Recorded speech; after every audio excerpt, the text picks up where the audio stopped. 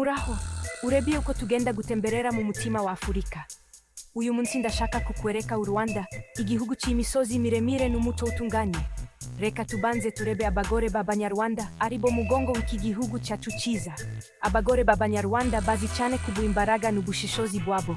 Wibuke nyuma y'ibyabaye muri 1994, abagore bishize imbere mu buryo butari bwigeze bubaho. Bafashe imirimo yari isanzwe ikorwa n'abagabo, ubu bakaba abayobozi, abanyamushinga n'abateza imbere. Turebe umuganura. Uyu ni umunsi wishimwe w'Abanyarwanda, aho bishimira imyaka y'umwaka wa mbere. Abagore bafite umwanya ukomeye muri uyu munsi.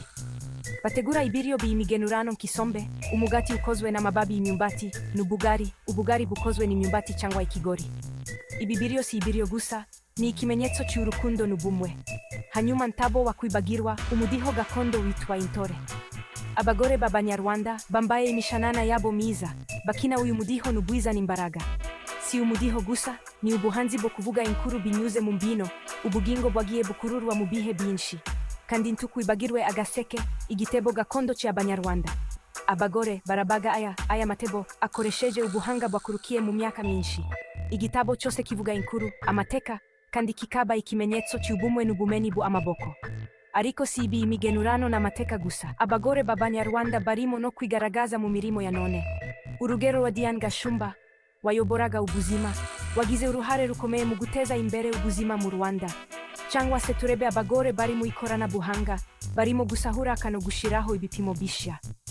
Mu Rwanda, abagore ntibishimirwa gusa ku nshingano zabo mu rugo, ahubwo bishimirwa no kubyo bakora mu buzima bwa buri munsi.